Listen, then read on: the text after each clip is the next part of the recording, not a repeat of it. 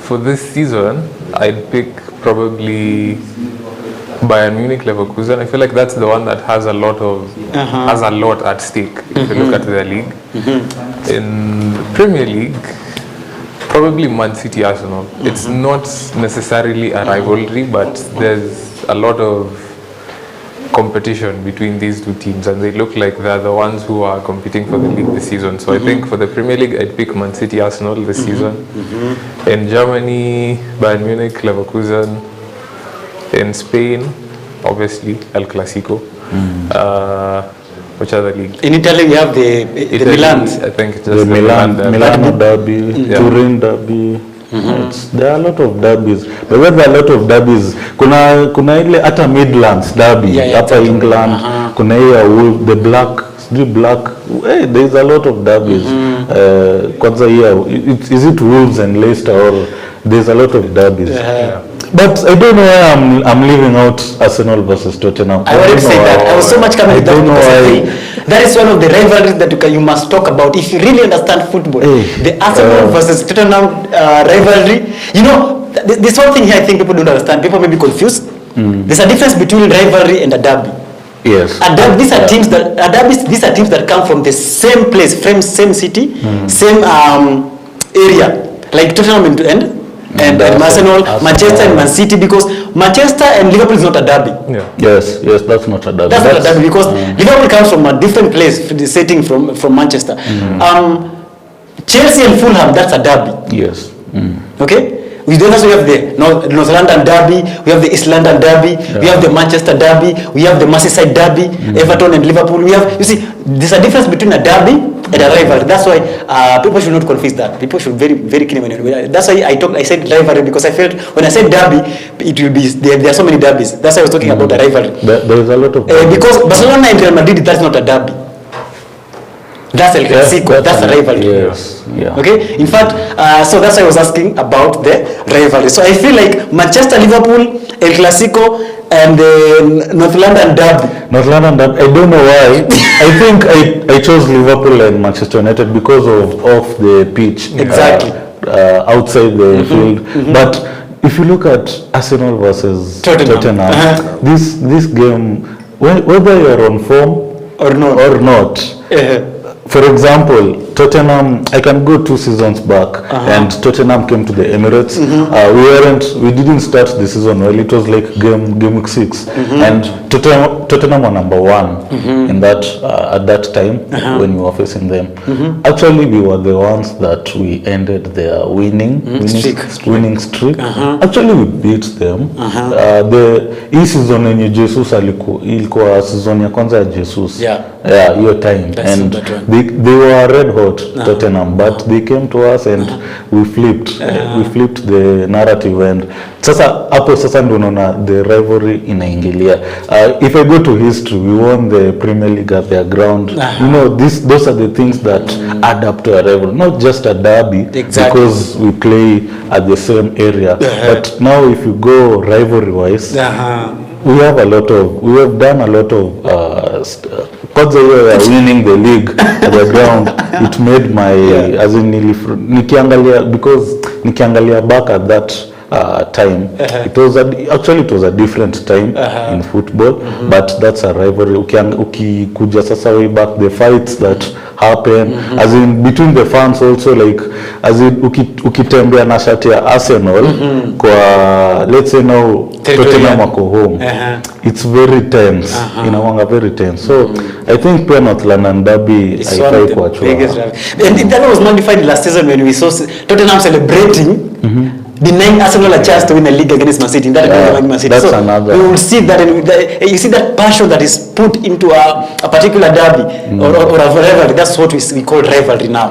That I would laugh at your grave.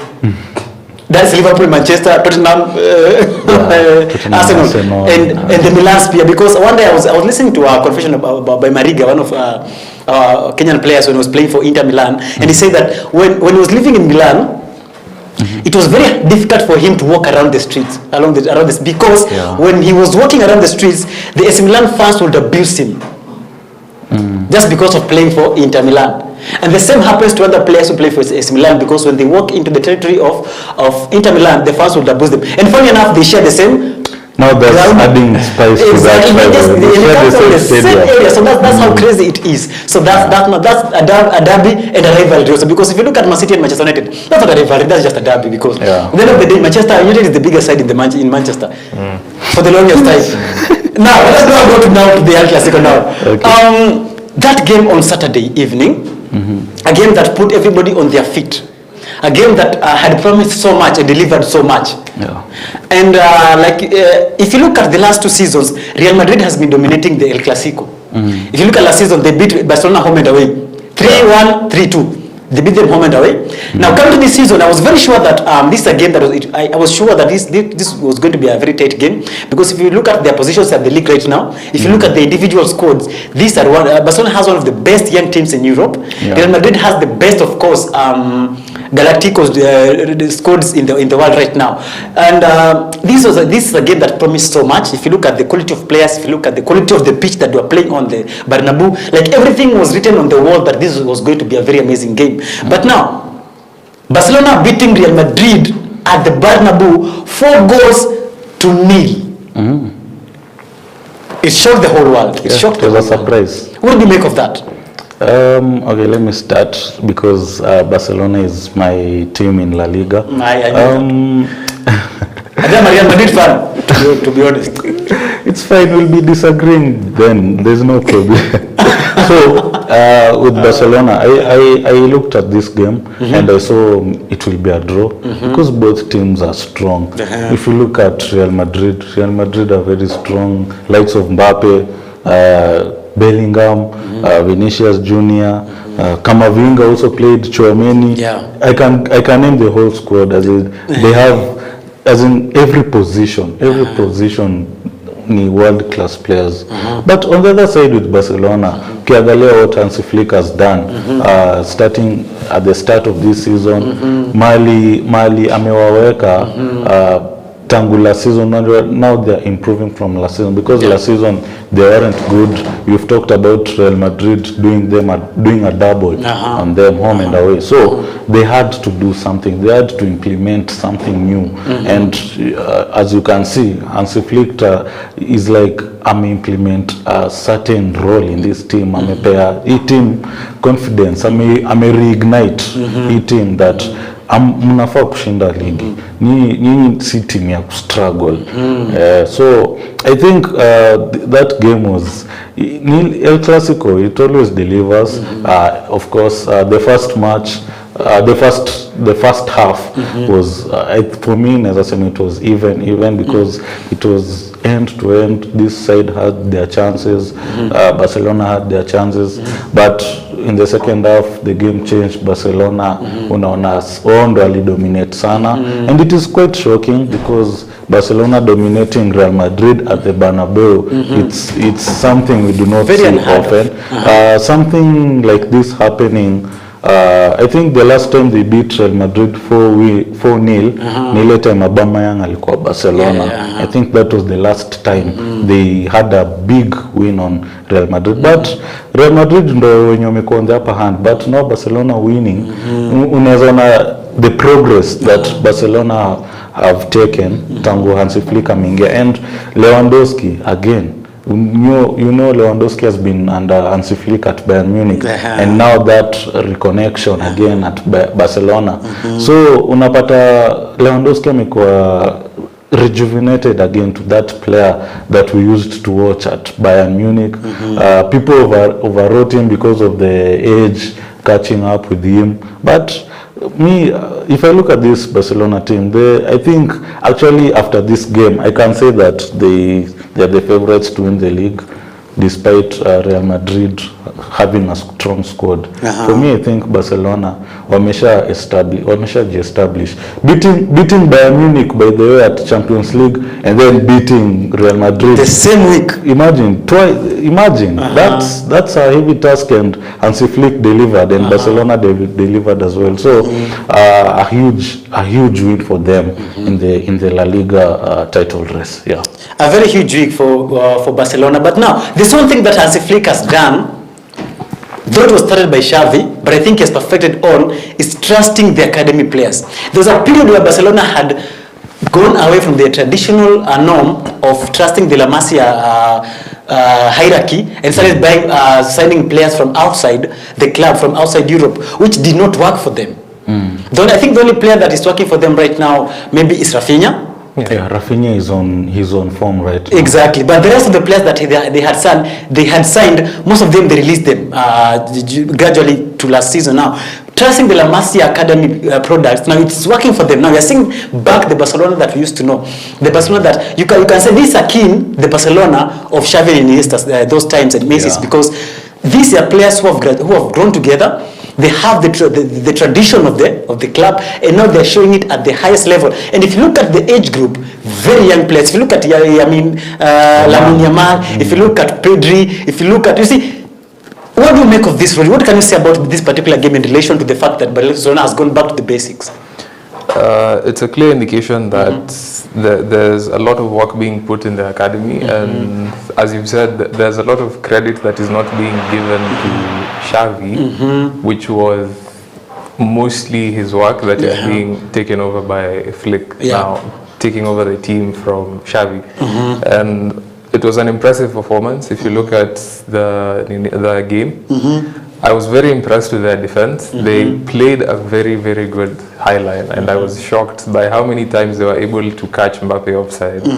If you watch the game, you realize the number of chances that Mbappe had. It was insane just how good their defense was. And obviously at the front, Lamine Yamal, always as impressive as he's been from the beginning of the season. So it's a clear indication that now the academy means serious business. And I think this was a masterpiece from Hansi Flick. When you look, they realized that the three forwards in Real Madrid are so speedy. So playing a high line and marking them offside was a plus on them, because when you go pace to pace, the Barcelona defenders will never be on the same level as the Real Madrid forward. So the only way is just to keep them at offside. Just use your mind. Use your brain to make sure that you deny them the clear chances to score. Because if you look at Mbappe scored a goal, deemed offside, and that's what you need. That tactical masterpiece from a coach in approaching a particular game, and that was a masterpiece from Hansi Flick, and that we can give a good account on him and on the tactical side of everything. What do you think went wrong with Real Madrid now? Sorry. It was a masterclass in counter-attacking, as you've said. And okay, sorry for the interruption. As I was saying, it was a masterclass in counter-attacking from either team. However, it's worked better for one team, which was Barcelona. For the Real Madrid side, I feel like this is one team that it has a lot of stars, but is very imbalanced. You look at the left side, where they have Mbappe and Vinicius, who are two of, let's say, the best players in Europe. However, the manager is kind of struggling to integrate these two players into the team. So you wonder, what was the point of signing Mbappe? I still struggle to understand why exactly Ancelotti signed Mbappe. I mean, yes, he was there to be signed on free. However, I feel like it was a very unnecessary signing. They would have been better off signing a striker, maybe Sesko, who was there, or maybe even try going for Haaland, though it would not have happened. But it's still a bit confusing why exactly they brought Mbappe into the team. He might end up kind of getting into the team as time goes on, but I still struggle to understand where exactly he's going to fit in their attacking line. And on to the best news in the world. I'm not saying best, I'm just saying the best news in the world. It is the best news in the world. News just in. News just coming in into our studios now that Erik ten Hag, the former Manchester United coach, has been fired. I know, there's a second of us who are so happy right now. Jack, jokes on you. Now, I saw it coming. I felt it, but I was not sure when this was coming. I think let's just jump on that story because it's the one is breaking right now. What do you think about Eric Ten Hag being fired? Briefly on that. Before tuingia hapo, let me just read that statement. It is confirmed Eric Ten Hag has been sacked by Manchester United with immediate effect, as is exclusively revealed.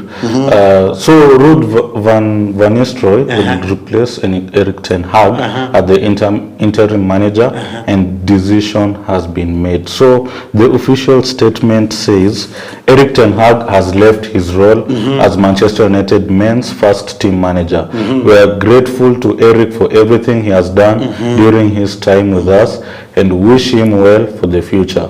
Ruud van Nistelrooy will take charge of the team as interim head coach, supported by the current coaching team, whilst a permanent head coach is recruited. Yeah. Let us just go straight there. Forget the La Liga now. Thank you so much. I hope we have enough of the La Liga, right? We're jumping straight there now because it is one news that is controlled. Is on the news world over now. Yeah. Did you see this coming? First of all, I saw it coming yesterday. It was bound to happen. If you look at the kind of performances Man United have been putting in, not only this season, but at the end of last season, it was bound to happen. And it felt like they kind of gave him a small window to kind of prove himself. Show us what you can do, and if you're unable to do it, then we might have to look for someone else. So clearly, this is what has happened. And I watched the game yesterday. Was it yesterday? Yeah, yesterday against West Ham. And yes, the chances were there, but in the second half, everything just completely fell apart. And in as much as I can't really fault Ten Hag because we were unable to capitalize on our chances in the first half. But going into the second half, you could have seen that our forward line is kind of struggling. Maybe it's now time to kind of mix out and bring in some fresh energy. So and that is very. And there's something I noticed yesterday. Just to add on top of that, there is something I noticed after the game yesterday. I realized something that happened. Ruud van Nistelrooy remained on the pitch. Ten Hag fast tracked to the dressing room. That's the first instance that I saw yesterday. Again, in the evening, Xavi's wife posted a picture of her son, wearing a Manchester United jersey. Behind that, I think during last week, there were rumors that Berada and the team were talking to Xavi to try and convince him to take over Manchester. There were rumors. They were not confirmed, but they were rumors. That's why I'm telling you, I saw this coming. And from that gesture yesterday by Xavi's wife, I sensed something was coming up. I didn't want to bring about it will sound like Smallis before, but right now it makes sense. And I'm telling you, I'll take this to the bank. Xavi might be the next Manchester United manager. However, just to add on that, there are also rumors today that Man United are observing Nagelsmann, and they're kind of bringing him into consideration as a new Manchester United manager, but he's still tied down with Germany. So Xavi is the one who has more of a chance to come in right now because he's not coaching any team. So I still hope we get a new manager soon. I believe in Ruud. He can kind of hold up on that in that position. I used to watch PSV when he was the manager, and they played very well. So he could kind of hold that position very well. But I still think we need a new manager. And on my take, if I was to rank the managers that I would love at Manchester United, number one would probably be Nagelsmann. Of course. Secondly, probably Hoeneß from Stuttgart. And I know it's kind of not very much expected, but I like his team. And thirdly would be probably Xavi. So you're literally saying you're going with the third choice. Yeah, we're not sure what's going to happen, but I think Xavi is the best candidate. Okay, not the best, the most suitable at the moment, because Nagelsmann is still with Germany, unless they can somehow convince him to leave the Germany role and come into Manchester United. Thank you so much, and I'm so happy about what our director is doing. That bold statement down here, it's very amazing.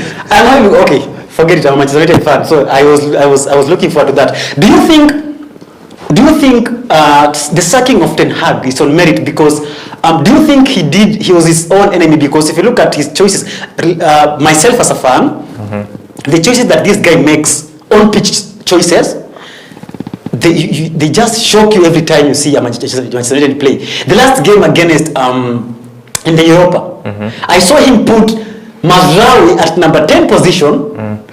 This is a full back, a right back or a left back. Yeah. You have Amadou can play as a 10 sitting on the bench, and I was shocked, like, what is this guy doing? You have a natural in a particular position, and you just try to gamble because you say, because I remember a statement he said before the game. He said that there's a time Mazraoui played what? 10. Played as a 10 in the team that he coached before. Yeah. So I wondered so much, and I saw this was his downfall. And if you looked at that game in the Europa, and you said the body language, Amar's body language when he was coming in, you would see that something was definitely wrong. Yeah, he was very, very kind of disappointed and sort of angry, if I can say that, for lack of a better word. Because if you looked at him at the touchline as he was being ushered in, he was the likes of Van Nistelrooy and Heke were trying to talk to him, but he was just staring at the pitch, not even responding, not even saying anything. So he was clearly very disappointed that he wasn't even given a chance to play in such kind of a game. But on Ten Hag, I feel like if you observe the last few matches before he was sacked today, he was kind of going into survival mode. He was kind of trying to play the players who he felt like would at least give him a result and kind of buy time as the season goes on, so he can at least maintain his position there. Because if you look at the lineup, most of the players that he signed during the transfer window were on the bench. Exactly. You look at Zaxi, he didn't start yesterday. You look at Mugate, who put up a very good performance in the Europa. Man of the match performance in the Europa League, and then he was benched in this patch. So you wonder what exactly was he trying to achieve. And you come to the decision that maybe he's just trying to protect the managerial position and try to at least buy time, get a result, and then maintain his place there. But it's now come to the cost of his job. Yes, there was a controversial penalty decision yesterday.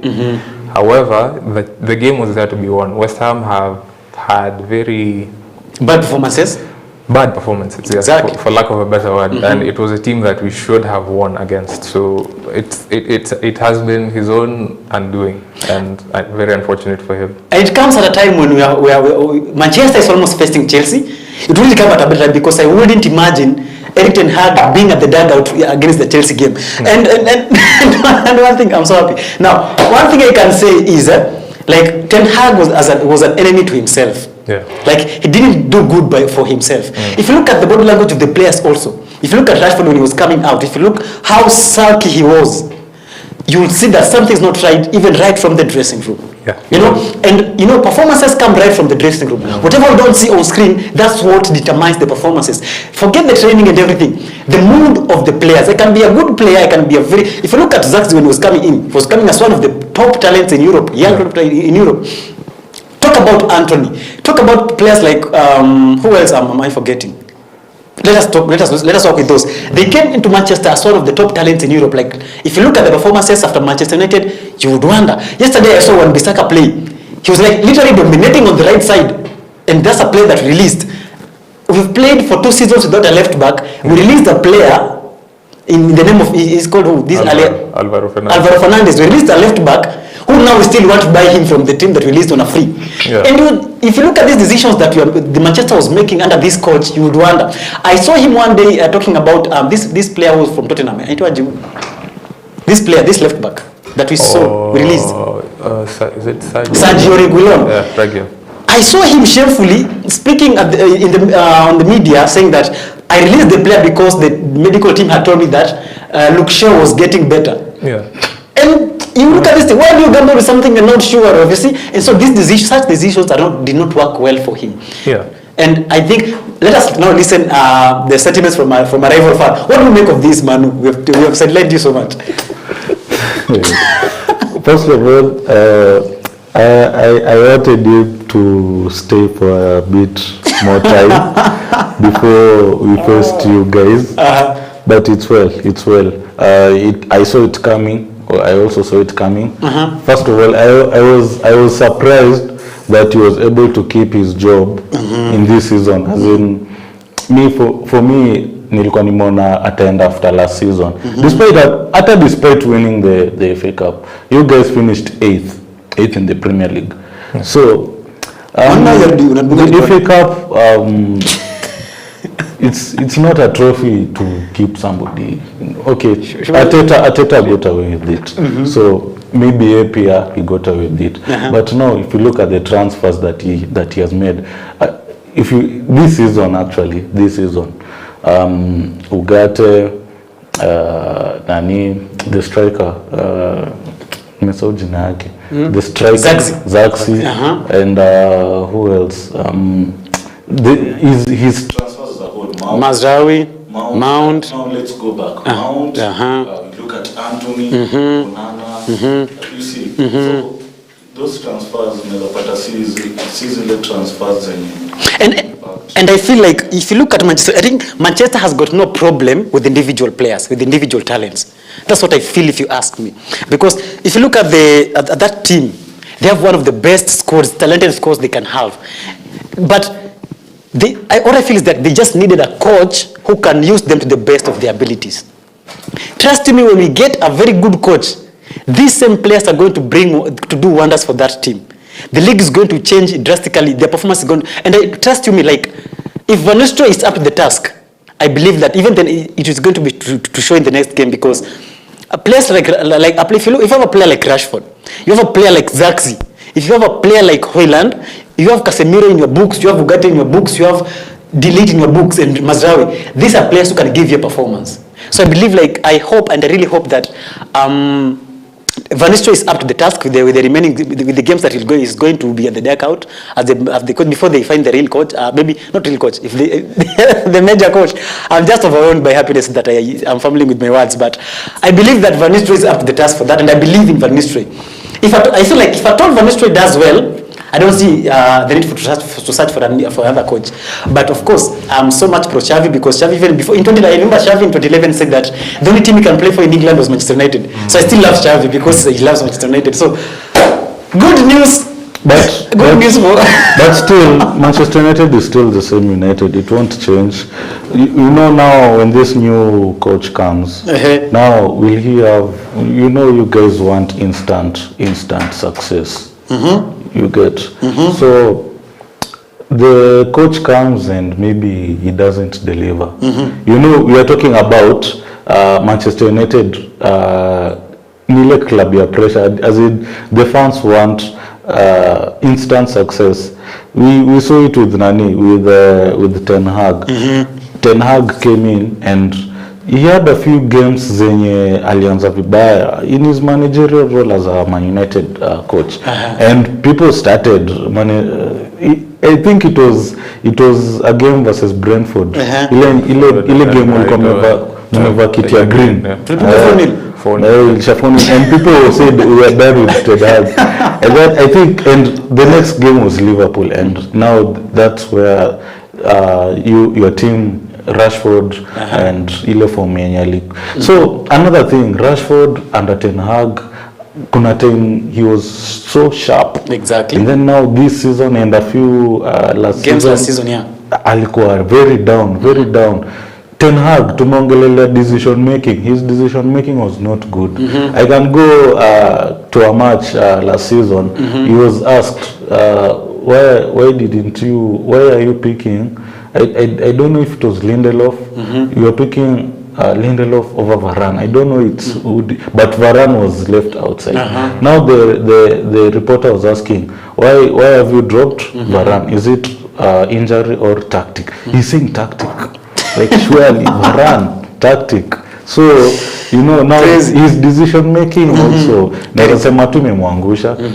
Making decision making, now you know, you talk about making the selection of the first 11 on the pitch, making the substitutions, tactics wise, as in decision making as a whole, as a Manchester United manager. Hiyo ndio imemwangusha sana, and his press conferences hazijakuwa convincing. Sasa kama hii press conference yenye alikuwa anaongea hii yenye anasema me and Mourinho that you have won a lot of trophies. As in, I get you have won 2 trophies, but man, your club is in trenches right now. Exactly. Mumedraw na Fenerbahce, and you have the guts to say that. So it's decision making, as in nimemwangusha tu, and it's not surprising that amekuwa sacked by. Exactly. Now, nobody's surprised, of course, but of course, it's bad news for the rival fans who wanted to have a taste of Ten Hag at the dugout before he was sacked. But sorry for them who are not lucky. Especially Chelsea.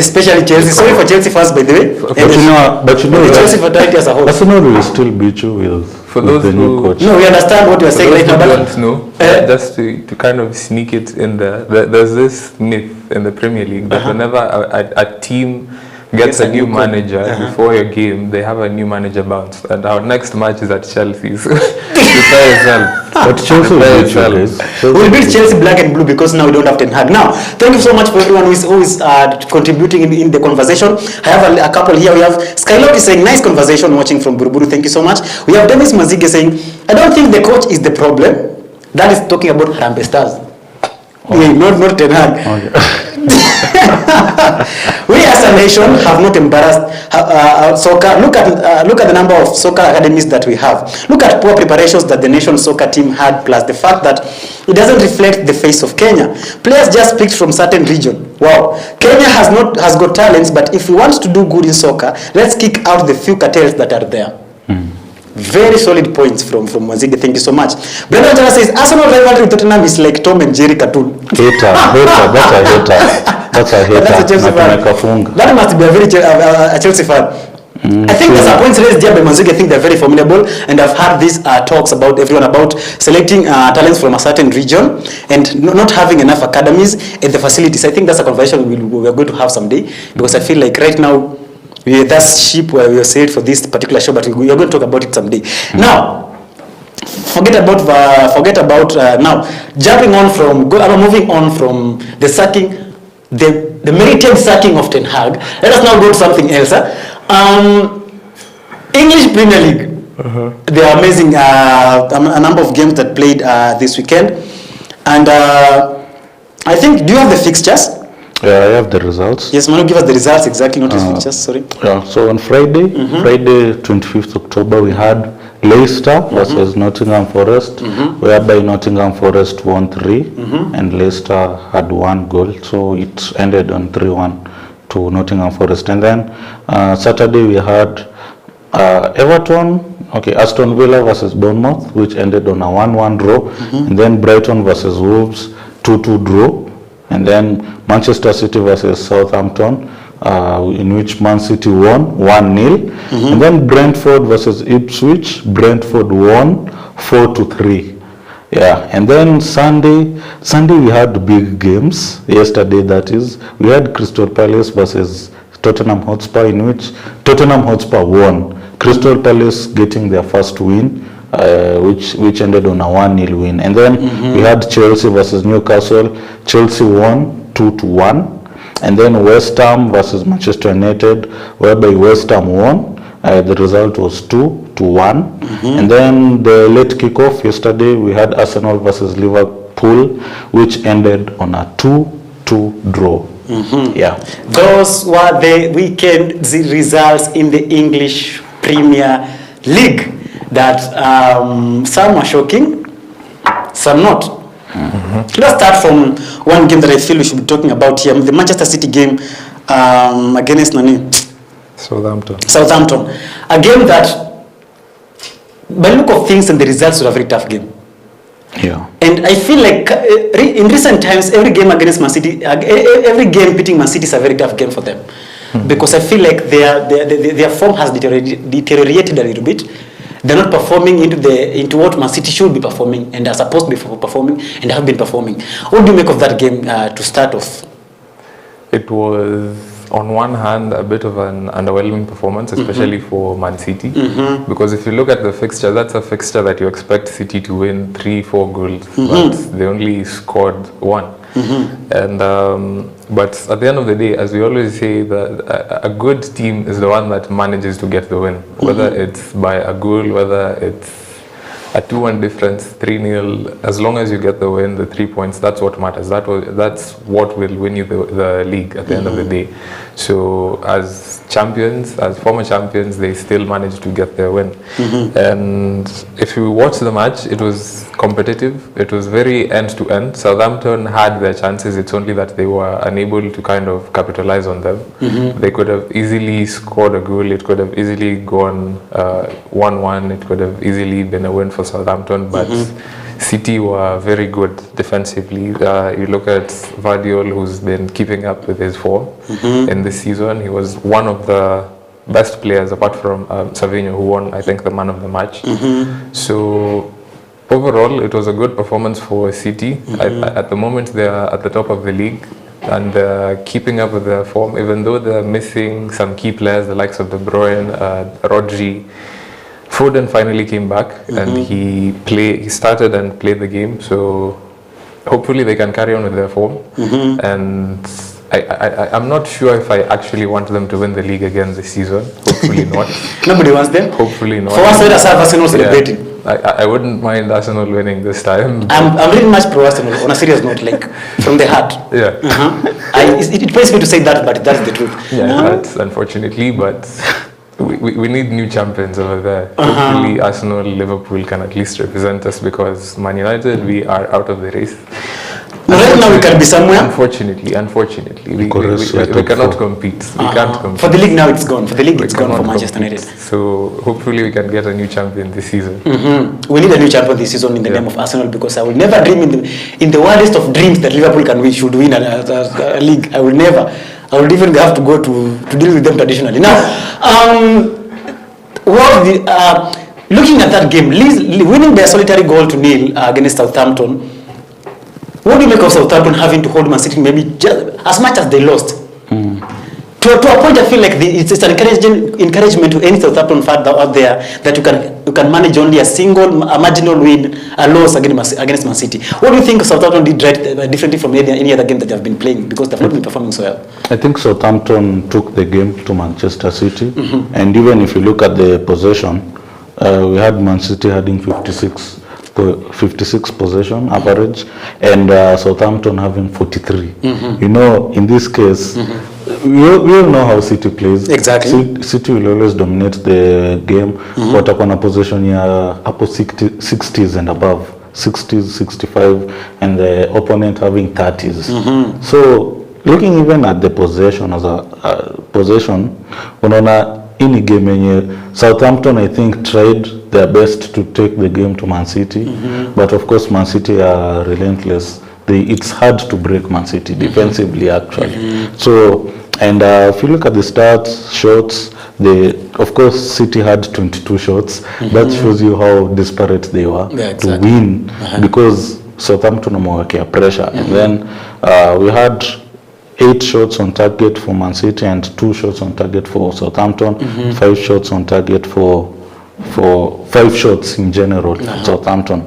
So I think all I can say, because if you look at the scoreline, City winning this game by 1 goal, and it came at the beginning of the game, 5th minute. So you can say that this game was a hard game for Manchester City. So Southampton, I think they did well, taking the game to Manchester City and trying to unajua pia hata kama wako nyuma, they tried to kukaza hapo nyuma City wasikuwe relentless, winning bigger. So I think credit to Southampton, but of course wame lose at the Etihad. You have to give them credit. Ukiangalia pia venye Southampton wameanza hii season, wameanza very poorly, and then being this hard to break, of course Man City were trying very hard to break Southampton, because ukiangalia shots, 22 shots, that's a lot. So for me, Man City, of course, they are losing key players like Rodri and De Bruyne, but Foden is back, and Guardiola akosangi option in his squad. So Man City, of course, 3 points ndio important, and wamemaliza game week wakiwa top of the league. Yeah, of importance is the three going away 3 points. Whether you play well or not, the 3 points are very important. Now, I want to talk briefly about Brentford, because I feel like Brentford is a team that everybody should be watching it. It's a team to watch. Yeah. And as much as they were playing against Ipswich, then maybe the Ipswich seemed like the underdog in this particular game, but Ipswich managing to score three goals against Brentford. This was a very unpredictable game. And seeing the marginal score of 7 goals in total, this shows that this was a very tough game, an end-to-end game, and everyone was trying to do each other here. I think the issue was a red card here. Yeah. I think they only went down on the 69th minute. Ipswich got a red, which means if there were maybe full house, we would have seen different results. What do you make of that match, Rodney? It was a highly competitive game, and from the scores, it was actually a bit of a comeback from Brentford, because they went 2-0 down at first, and then they managed to come back 2-2. Eventually, got a penalty in the 51st minute, and then Mbumo scored. Ipswich scored in the 86th minute, and then Mbumo scored the winning goal in the 90th minute. So it was a very end-to-end game.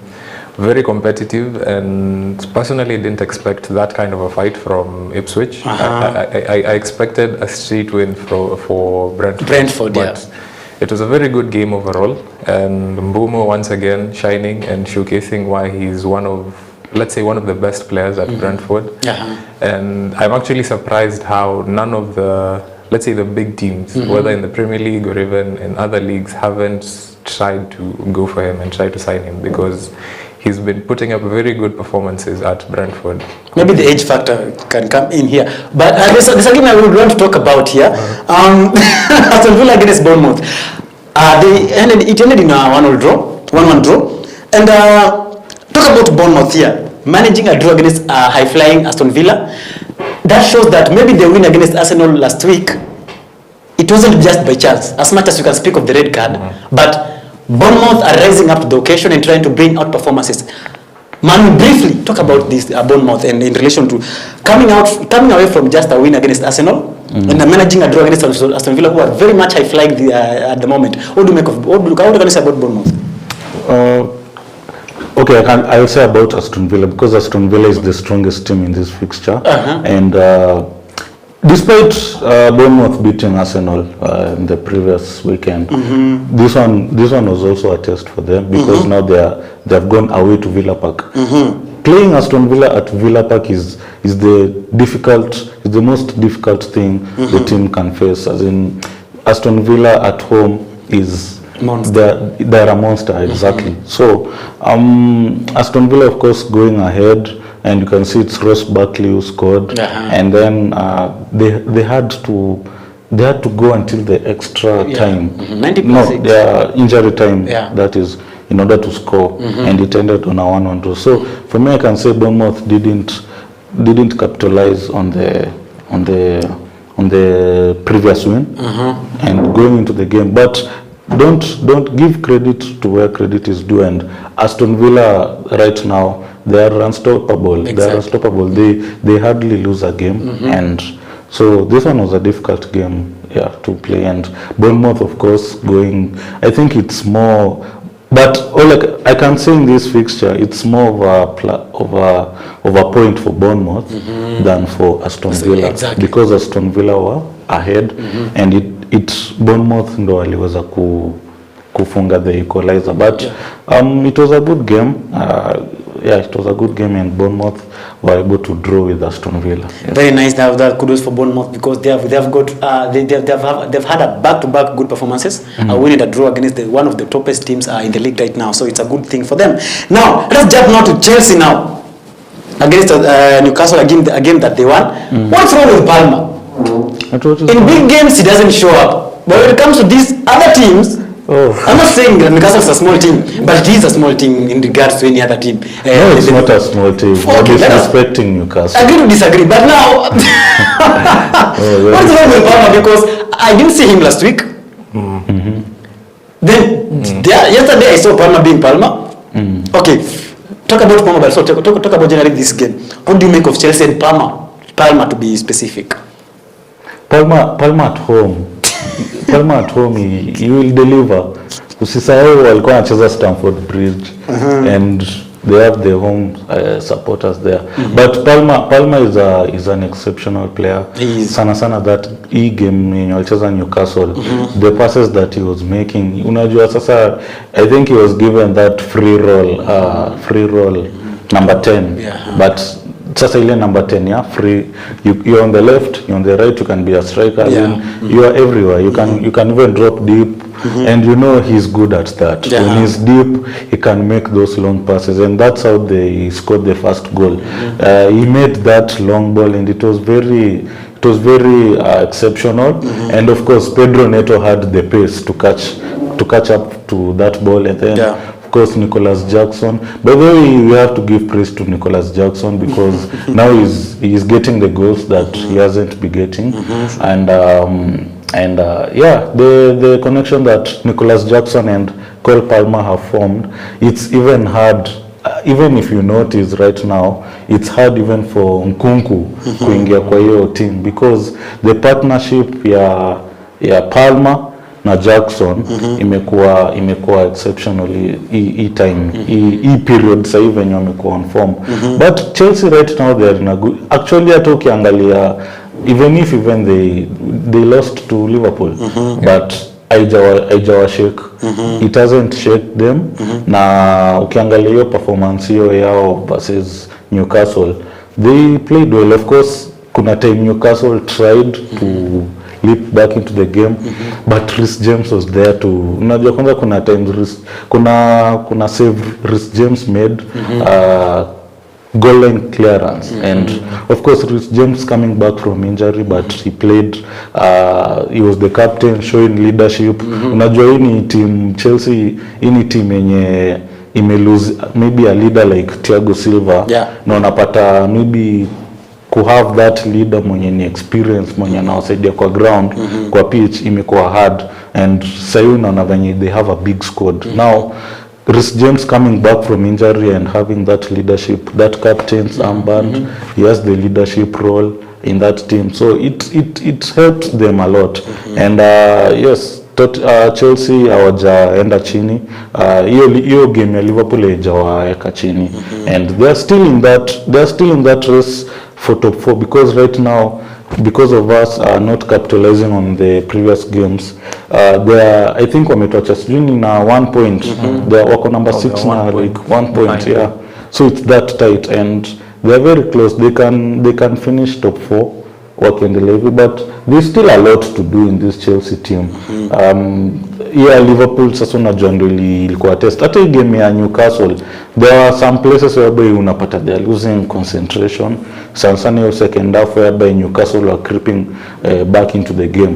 But kudos to Chelsea kushikilia up to the final. Unajua scoreline ikiwa 2-1 inakuanga tricky sana, but kudos to them, and Palmer, of course. Palmer keeps on delivering despite attack ghost. Just be assured that the next game atafunga bao ama assist ama funge hat-trick. So Palmer is exceptional. I hear they call him down there in London at Fulham Road, they call him Cold Palmer. Now I didn't see much of Sancho. He didn't play after all the hype. And everything. Do you think now Sancho can come back to Manchester because Ten Hag was the problem with Sancho?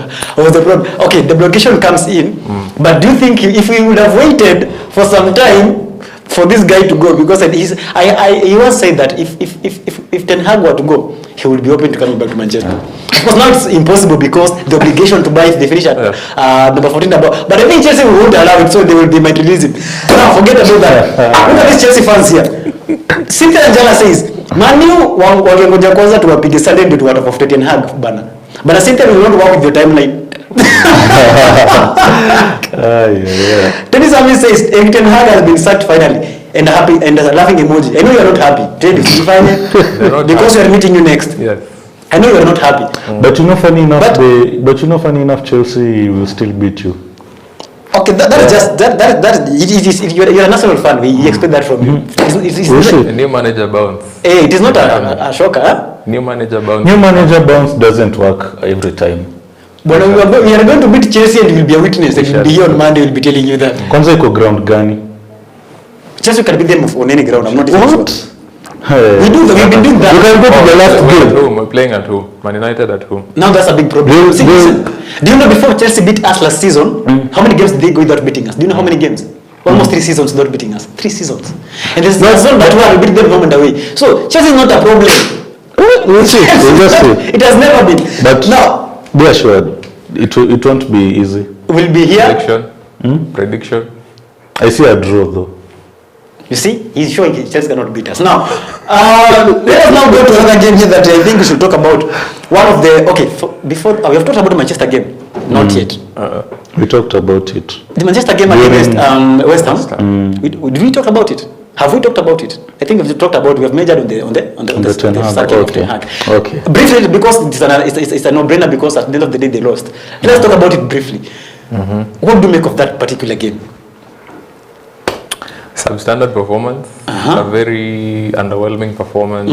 They tried in the first half, but again, they were unable to capitalize on their chances.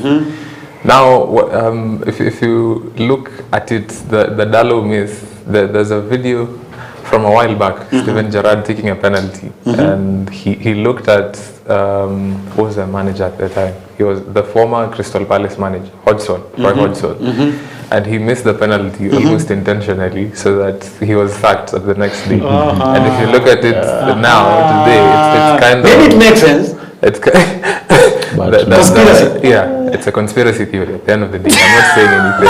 I'm not trying to insinuate anything. So it was a bit of an underwhelming performance. The chances were there in the first half, but unfortunately we were unable to capitalize on them, and we got punished in the second half. The penalty that was awarded to West Ham, very controversial. Personally, I feel like it was unwarranted. It wasn't really a penalty. It was just a lackluster kind of call from the referees, because if you look at the decision itself, the referee on the pitch did not give the penalty, so you wonder why it was overruled by the VAR, when the rule that is there is that it's supposed to be a clear and obvious error, which wasn't even spotted by the referee himself. So what exactly happened? And we haven't really been given, there was a statement that was given after the game, like a few minutes after, and they said that it was given not for the contact, but not for the foul on Ings, but because there was substantial contact on Ings' leg. So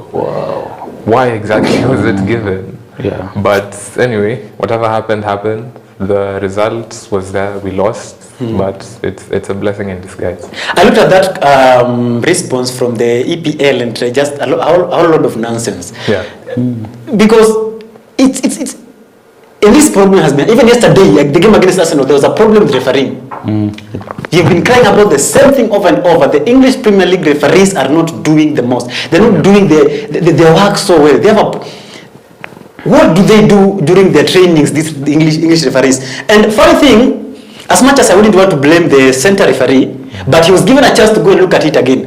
As much as I understand that sometimes the VAR puts angles that are very much disturbing, they don't paint the real picture of everything that is happening, because they have the people at the VAR, maybe I feel like they have a vendetta against some teams. I feel like sometimes they feel like something should be happening. They try to control the narrative around a penalty, being given a penalty there, and decision making. So they give you certain angles that maybe are controversial, but that is not the real truth. But okay, what do we make? Let us talk about these English referees. What is the problem with officiating in EPL? They're just inconsistent. It's just that simple. As in, ligi haitaisha kama tunaona hizi cases za referees, our English referees. And Wenger, I don't know, Wenger came out and said something about it, and they said these referees can't referee a game at UEFA Champions League. Exactly. They said something like that, and it's very true. If you look at how they maneuver in the VAR, first of all, that protocol, it's aielewekangi sometimes. Kama hiyo ya Manchester United, the referee didn't give the penalty. Now VR don't hawafai hata kuingilia. Exactly. That's my opinion. Now that's spoiling the game. Exactly. Hiyo ni kuharibu game. watu walisha, there is no substantial as in wase wana protest at it. There should be a penalty ni people play mendelea, and then unasikia ati reference ati kiasi VR wana you know, now hiyo ni mna stop game ndio sasa VR intervene. So that protocol unapata pia sometimes protocol haieleweki, ni kama wana break your protocol ya VR kuambia the on field referee. And then now it's just inconsistent. Kuna time hizi decisions wana makingi they have a lot of impact in the league. Sana in the title race.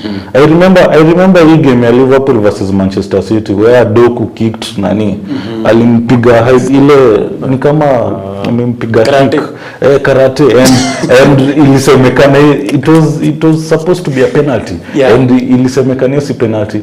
Now coming back to Manchester United wanasema there is substantial contact. Like how does it make sense? Ukiangalia tena hii Arsenal versus Liverpool, Anthony Taylor, mimi hata sijuangi Anthony Taylor sometimes Cynthia ndio utetanga Anthony Taylor sana juu ya Chelsea, but ama referees Mike Oliver ndio alikuwa wa Man U exactly kwa and unaona sometimes I do najiuliza kwani Mike Oliver ni wa Man City.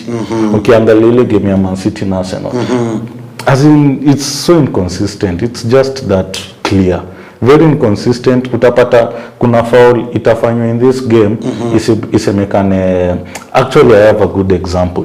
William Saliba fouling nani here Bournemouth, alipata red card and it's fine, that was a red card, I agree with it. But now ukikamka here Chelsea versus Liverpool, sijui ni nani, was it Tosin or who, he fouled the ni Jota ama nani the same way. Sijui wakasema sijui ati I don't even get it. In this game unapata this is a foul, but the same incident in another game it's not a foul. Exactly. Inconsistency in the refereeing is very yesterday it's alarming. The Palace game, Mateta was fouled the same way, the exact same with the last man foul, and it was just deemed a yellow card and foul. And that was it. So you wonder where is the consistency between these matches? Why is it that on one team it's deemed as, let's say, a red card or a foul when it's not supposed to be, but for other teams there's different decisions? And there's something I heard people are saying, and maybe it might make sense maybe right now, because after all this we are seeing there are some particular teams that are, you feel like the referees are against them. Especially these teams that have a very they were performing well previously. They have a very good history. They are being stepped on by the referees, but now this, because you'll never hear the same case with Man City. Never. Liverpool very minimal, but when it comes to Manchester, Chelsea and Arsenal, consistently they are always there, and it is so bad that games have to be decided by such queer bad refereeing, and it affects and the FA is doing nothing about it. You know, they just speak and it's gone like that. It affects a point. The fans will protest over this VR issue. Exactly. Because now it plays a huge role in the in the title race, in the top 4 races, in the relegation battles. Easy decisions zenye wana making ndio ziumata. Kama ni penalty, forward penalty, VR kuangalia, a lot is at stake. And when they make poor decisions like that, ndio nasikia wasa wanasema hata Premier League inaanza ku lose value. Exactly. Because of poor officiating. Very true. And I feel like the FA is not doing enough to make sure such mistakes are punished. It's not doing enough. Because the moment you just speak and you let go, the referees won't be accountable to whatever they do, because at the end of the day they know that nothing will happen to us. At the end of the day they will complain. A week later I'll be refereeing another big game and that one is gone. Something should be done to this referees. And then another thing, these referees are protected. They are so much protected. If you speak anything against them, you are punished. You're given a ban. So it doesn't make sense. As in a coach giving a press conference and saying that asemetu this coach wa leo he was very poor in officiating. If you look at some decisions, sijui nini, maybe tu aongelele tu ref, aseme this ref wasn't good. Utasikia tu FA wameingilia wamesema wamepea mtu ban, exactly. a certain manager ban. So these referees, these officials, they are so much protected, and they should do something about it. They definitely should do something about it for the betterment of for the love of the game, you know, because poor officiating will make people lose interest in these particular games, in that particular league, because it's one of the best leagues and we love it so much. But such things this frowning by the fans, this disappointment by the teams can bring a negative picture of what the league, the English Premier League to be specific, is, and I hope something is going to be done on that. Now, let's now jump to the biggest game in England for the weekend, which is Arsenal versus Liverpool. A game that ended in a 2-2 draw. Yeah. Amazing game. Yeah, amazing. As much as it was almost being spoiled by the referee, but I feel like it was a very good game, and this is a game that we expected a lot of goals, because Arsenal versus Liverpool from way back, and big goals get scored in this particular fixture. Yeah. What did you make of that game? Quickly. Yeah. With Arsenal, we coming into this game, let's talk about the build-up for this fixture. We were the underdogs because, first of all, Saka wasn't, as in hatukuwa sure if Saka will play. Timber, we have injury problems. Now, venye nilisema injury si excuse ya kupeana, because also Liverpool, they have their own injury list. But now, just to cut it short a little bit, there's something here. Like I said earlier, Gor Mahia was playing. Gor Mahia has a game, and it's the game against Gor Mahia is continuing. So far, no goal scored. I'll be updating you as we go on. But in the meantime, I just want to, because of time, I would want us to, as you put out your point, please put with your closing remarks, because I think time is not on our side.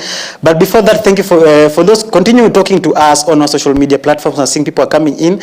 Continue speaking to us. Take part in the conversation. We'll still, I will surely, before we end the streaming, before we end the show, I will sure read them. Thank you so much for everybody who's coming in, everybody's watching, and please also share so that we can have so many people watching. Now, as you finish up, please finish up with the closing remarks because of time. So as I was saying, this game. To cut the long story short, it was a big game, a hyped game. Of course, it plays a huge part in the title race, of course. But now what I was saying is, build up a game. We weren't the favorites because we were missing some key players like Saka, Timber. But of course, they walikuja confirm that they will start the game. Although nilikuwa ninadhani they played the game kama wako fully fit. That's why walikuwa subbed off in the second half pale katikati. But now I think hata venye coach alisema ni slot wa Liverpool, alisema I think sisi ndo tulikuwa the better side sana that first half.